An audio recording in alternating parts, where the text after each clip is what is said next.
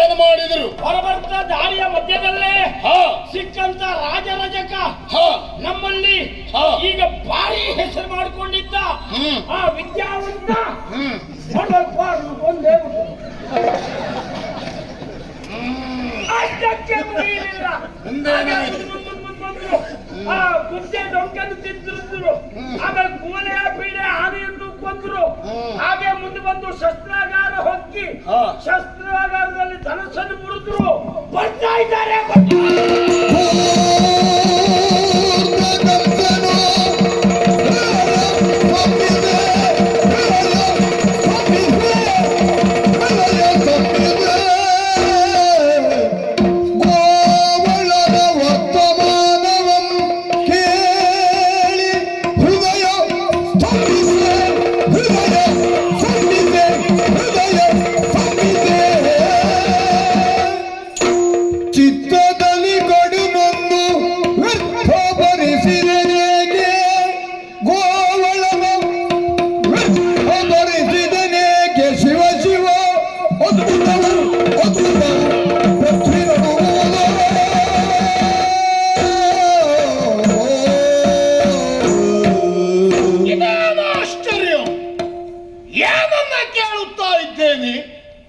ನಾನೊಂದನ್ನ ಎಣಿಸಿದರೆ ದೈವತ ಬೇರೊಂದನ್ನ ಎಣಿಸಿದ ಎನ್ನುವ ಹಾಗೆ ನನ್ನ ಜನ್ಮತ ವಿರೋಧಿಗಳಂತಿರುವಂತಹ ಆ ಕೃಷ್ಣ ಬಲರಾಮರನ್ನ ಕೊಂದು ಮುಗಿಸುವುದಕ್ಕಾಗಿ ಬಿಲ್ಲ ಹಬ್ಬದ ನೆವನವನ್ನ ಇರಿಸಿ ಅಕ್ರೂರನಿಂದ ಅವರನ್ನ ಕರೆಸಿಕೊಳ್ಳುವ ಪ್ರಯತ್ನಕ್ಕೆ ಮುಂದಾಗಿದ್ದೆ.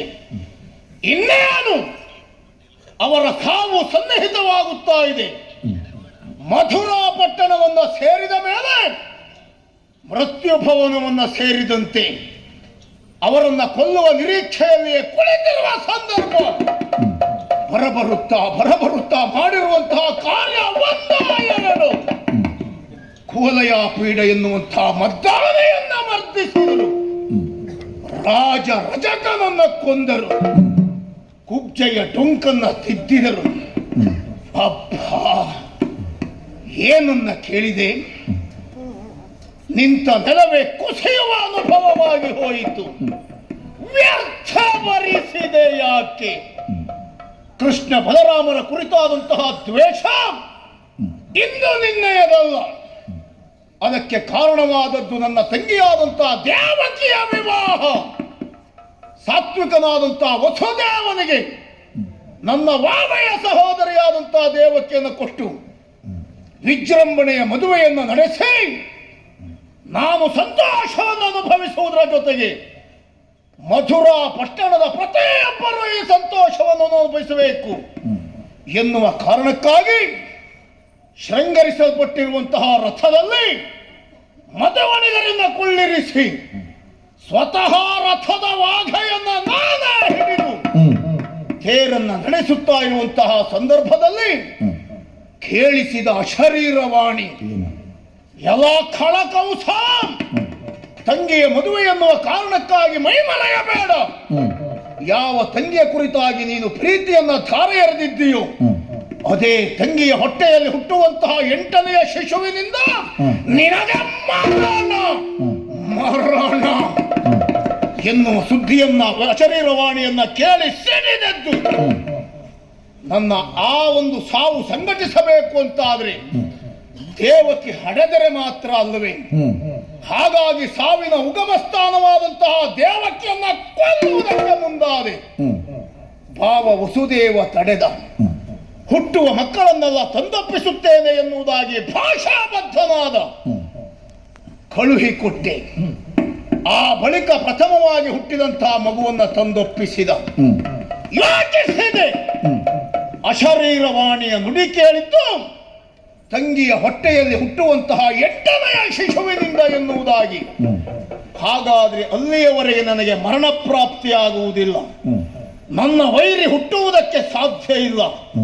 ಹಾಗಾಗಿಯೇ ವಸುದೇವನಿಗೆ ಹೇಳಿ ಕಳುಹಿಸಿದನಲ್ಲ, 7 ಪರ್ಯಂತರವು ಎನಗೆ ಗೋಚರವಿಲ್ಲ, ಆಮೇಲೆ ಹುಟ್ಟಿದ ಕೊಂದೊಪ್ಪಿಸು ಎನ್ನುವುದಾಗಿ. ಆ ಬಳಿಕ ನಾರದರ ಹಿತವಚನವನ್ನ ಕೇಳಿ ಹುಟ್ಟಿದಂತ ಮಕ್ಕಳನ್ನೆಲ್ಲ ಕೊಂದು ಮುಗಿಸಿದೆ.